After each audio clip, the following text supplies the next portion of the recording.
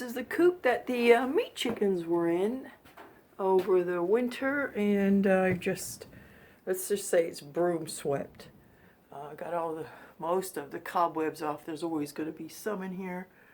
So I'm getting it ready for some new chickens. We've got the brooders, or the hatch room is full of eggs. I've got a little bit of space left, not much, but right here we're going to have well, it's going to be a mulch bottom for the mulch, and some hay or some straw on top. And we'll have little corners with boxes where they can go in and hide in if they want to. So I'm going to get this one ready. Just got that all cleaned out. Maybe a nice new compost heap where it's accessible everywhere. And out here I still got to clear this up. This would be their chicken run. It's a mess because a lot of the stuff that was in there is coming out. It's got to get washed and sterilized. What I need to do is get a water source that is up off the ground, because you can see those stains. That's simply where the water spilled out, or where they've splashed it, and it's a wooden floor, so it's just going to soften the wood if I do that again. I will find me something where I can put sand or rocks in the water on top that will catch the water, and that way I can just empty it out from time to time. So now that we've got the coop swept, I'm putting down barn lime, a little bit heavier in the spots that were wet, and got me a whole bunch of it and just sprinkling it everywhere, a little bit up the sides, give it a little, especially, the corners where maybe the rain might come in because the vents, not that the rain comes in sideways, but there are days in Indiana when the rain goes sideways. So a little bit heavier where it's wet from where I had the water. I will do something different with that. I'll probably, like I said, I'm going to put it on a platform that can hold water and then put rocks in it so the chicks can actually get to it without having to step in the water, but rather step over rocks and get to the water for a drink. Hopefully that'll help a little bit.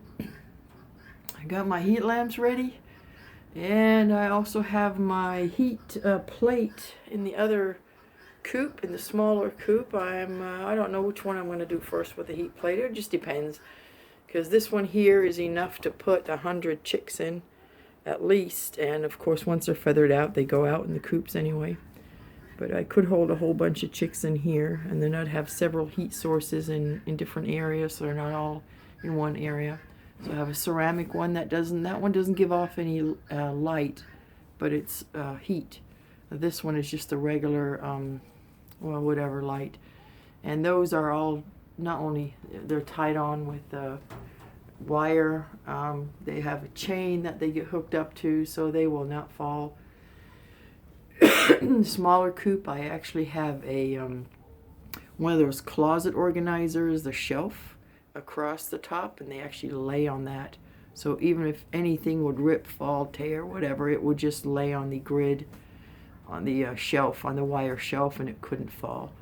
So that's why I still use these in coops. I don't care what you do as long as you're safe. And you know what, if you're not safe, yeah, you might even have a fire. But I've never had one. I try to be super safe, and if one day it's not safe enough, then I've learned my lesson. But so far this works for me. Like I say, I do have a heat plate, but I'm not putting those everywhere. We still use the heat lamps. I'm not going to throw them out just because some people have bad luck. A lot of people drive a car, some have accidents, others don't, and that's how I feel. I'll do what I have to do until it hurts me, and then I'll stop. So I'll try to learn from others' lessons, but I'll try to be safe as I can with these heat lamps. And like I said, so far, never had an issue with it whatsoever.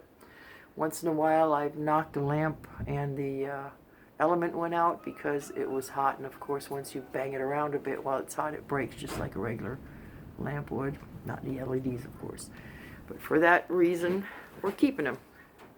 Almost done getting the lime in the coop. I have my little bucket here with lime, and we're just gonna finish this out, make sure it goes in all the corners. Oh, it's a windy day, see that? The thing is, that's why I'm doing it with my back towards the wind. I don't want to be inhaling all this stuff. It's not that tasty. get the other coop done too today if I can. And the bee houses.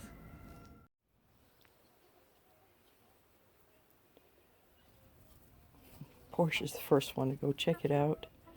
We've got little tiny dots for the chickens and bigger dots for the emus.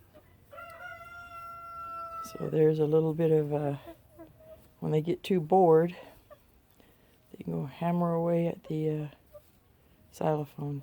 There's Ruru. He might be the first one to go try it out. Come on, Ruru. You know what to do. Maybe that bowl's in the way. I need to move that bowl of water. I just put it there because it's closer to the door and got an outlet right there where, you know, if it does spill, it's going to run out.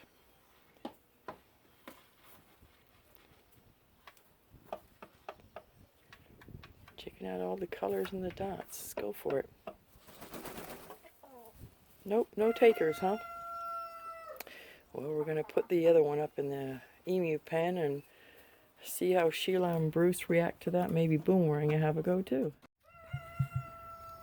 So Bruce and Sheila are in this pasture over here, which is our shooting range. They have that whole thing for themselves. Since Sheila does not like Boomerang, Boomerang has this pasture here, and he also has the barn. That's where he feeds. And sometimes I find him just sitting in the barn, so that's kind of a nice thing. So Sheila is laying. I've made several spots with some mulch everywhere, hoping that she will lay where I put the mulch, but you know how that is. She'll lay where she damn wants to lay. Come on, Bruce, let's go check for eggs. So this is just a temporary lean-to because our gate was broken. So I just lent it on there at an angle, so that way they can't come in and harass Boomerang. Well, Bruce doesn't harass Boomerang at all. It is only Sheila that does that. Sheila is not liking him. Look at this mud. Look at this stuff. It is nasty to say the least. I can't wait for Bruce quit. Can't wait. Oh my gosh, now I'm stuck in the mud. Can't wait for the spring to come. I mean, look at this stuff. It is nasty, right? What do you say, Bruce? You don't care. She loves you no matter what you look like, doesn't she? Well, at least she likes you. That's nice. Can you imagine she wouldn't like you either? That would be something. Look, she's way down there. I'm going to go check and see what they have left for their food. They have a water source up here in the closer to the other side. That way I can drag the hose out there and break the ice when I need to. And their food source is under a tarp that I put behind this shooting barricade. This is just temporary. So there's a tarp. I know once it gets heavy, that bottom there will drag, but there's holes in it, so I'm having a feeling it's gonna melt and hopefully come through and just drip down. He is just, look at him. Yeah, so I put their food in this bucket here that's tilted at an angle so they can get in better. And then I store their food in one of these kitty litter boxes. I've had these for years, so this way I don't have to drag food out here every 5 minutes. Just open the lid and I will feed them. And Bruce can't wait. I was hoping he's going to get broody here. Now yesterday we had some deer sitting right here by the fence. So her other egg was sitting over here on the other side of the pasture. Whoop. There he goes. What you got to say, Bruce? What do you got to say, Bruce? He's such a good boy. You're such a good boy.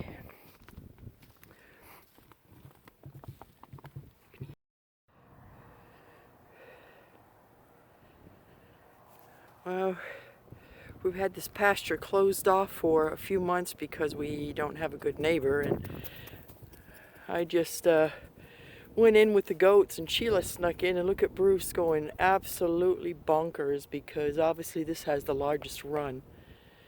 He is enjoying the run. Look at him. He's going nutty. I know you love this pasture, but since we have a bad neighbor, I can't put you in here anymore because he is the worst. So what we need to do is put up a privacy fence.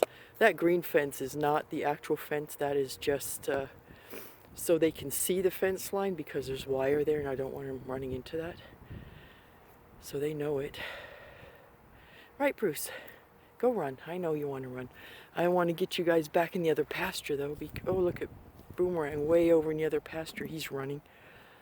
I don't know if you can see that, but he is just, I don't know, can I get that bigger? I have to take my gloves off for that. Let me see if I, there. So he is way over there. He's right behind that red. Yeah, you can see him. He's doing the zoomies as well. He's going nutty there too. But I definitely have to get these two back. So how I closed off this pasture to the emus was I have an old chicken tractor I put between the gate and the openings are there, but the goats can get in. The emus I didn't think could get in, but Sheila crouched down and crawled through the opening. That's how she got in, so I opened it all up so I can get them back in the other pasture right now. Good luck with that because they love being in here, and I have a feeling this is where she would rather be nesting. Look who's having fun today. Ducky. Drake, aka Azalea. He's just having so much fun. It's a little chilly, but oh my gosh. And we just, we only fill half the pool for him since he can't get in or out, so it's at an angle. That way he's got just a small step to get out and a small leap to get back in. And that's something he can do. Because he can't really walk very well. But he loves a little bath. So he just had his little swim. I'm just going around filling up and cleaning out all the containers of water since yesterday they were a little frozen. I haven't plugged them in. We just break the ice. But today they need cleaning out. So that's on the menu today. Here's the goofy ones. This one here is starting to get really ornery. So every day I've got a little file. Oh, that scared me. Look at him going nutty. He got out and he got right back in. He's having a good time today. I try to him with his horns. Every day I file a little bit off. I'm hoping maybe they'll grow in a different direction. I don't know if that's going to work, but you can see that one horn seems to want to dig backwards into his skull, so we have to keep that updated by filing it down. Now he loves it. He'll stand there freely and let me do that. That is not a problem. He doesn't mind me doing that. It's just that it's going to have to be something that will happen more often. Little itty here, just cleaning out all the waters. Scrubbed them all out. They need it because, you know, our well water sometimes has quite a bit of iron in it. So everything gets brown and they deserve the best. So everything's getting filled up with fresh water, cleaned out. And oh, look at this guy here. He's in heaven. Oh, does that feel good? Yeah. Oh, he's starting to lose his winter fur.